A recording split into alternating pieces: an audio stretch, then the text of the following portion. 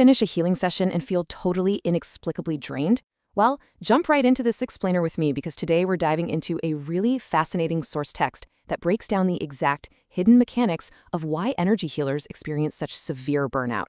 If you've ever felt your energy sapped after trying to help someone else, you're definitely going to want to hear this. Here is our roadmap for today. 1. The basics of Reiki energy. 2. Anatomy of a perfect session. 3. When concentration drops. 4. The aura drain effect. And 5. Protecting your vital force. All right, let's kick things off with Section 1, the basics of Reiki energy, understanding the unseen life power. So looking at the source, it breaks down Reiki fundamentally through its Japanese roots. It combines Rei, which basically signifies God's insight or a higher force, with Ki, meaning life power. Put them together and you've got this profoundly guided life energy. And the text makes a point to emphasize that this isn't just some physical treatment.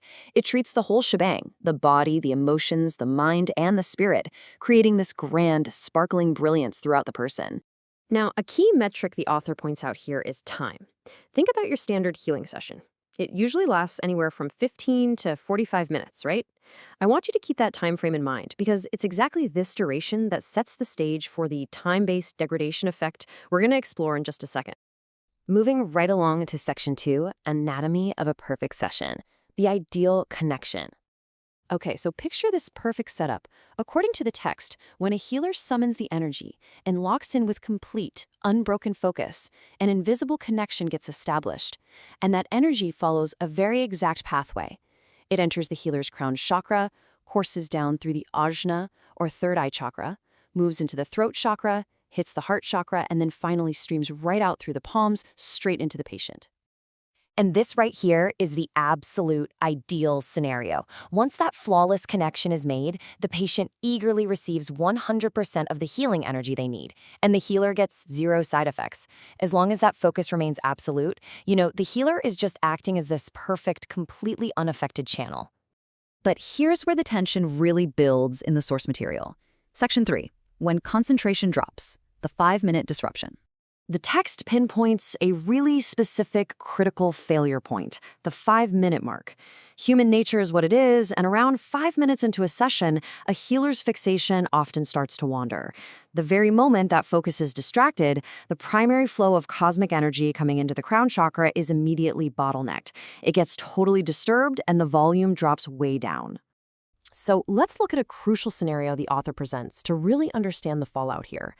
Say the patient desperately needs 100% of that energy, but because the healer had a lapse in focus, their channel drops to, let's say, 90%.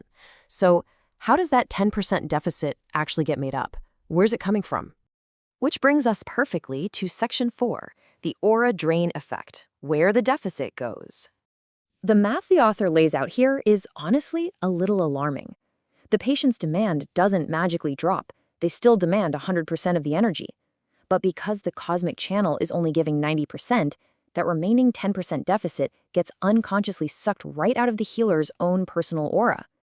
And to put that into perspective, look at how this degrades over time. According to the text, after 10 minutes, the channeled flow inside the healer can plunge to 80, 70, or even 60%. That means the deficit shoots up to 20, 30, or 40%. The patient is literally draining more and more of the healer's own life force just to make up the difference. So you have this stark comparison. An ideal session with absolute focus, it's completely safe. But a distracted session transforms a helpful practice into something deeply harmful for the practitioner. The text argues that intention just isn't enough. Absolute concentration is literally the only barrier protecting your personal energy. And the author absolutely does not mince words here. To make sure this lands, they explicitly state, you can say that the patient sucks energy from the healer's aura. That's a massive shift in perspective. It highlights that the exchange is no longer just this passive channeling of universal energy, but an active, even if it's unknowing, depletion of your own reserves. Building on that alarming concept, the text explicitly warns of specific individuals that it refers to as energy suckers. These are patients whose energetic demands are so intense that they can completely wipe out a healer's vital force almost immediately, either during or right after the session. So what does this actually look like in real life? Well, according to the material, a normal healer dealing with this aura drain effect is gonna hit a wall fast. We're talking extreme tiredness and super high stress levels. Within just 2 or 3 sessions of this dynamic, their personal vital force gets sucked dry. And ironically, the healer ends up trapped in disease or negativity, getting sick from the exact practice they used to cure others. All right, so how do we fix it? Section 5, Protecting Your Vital Force, the Source's Alternative Methodology. The most immediate, hardline conclusion drawn by the text is strictly about prevention. For traditional healing, you absolutely must have full concentration. If you know your focus is lacking or you're just feeling distracted that day, the text advises that you simply should not perform the healing. Just avoiding the session entirely is their primary rule to prevent these dangerous side effects.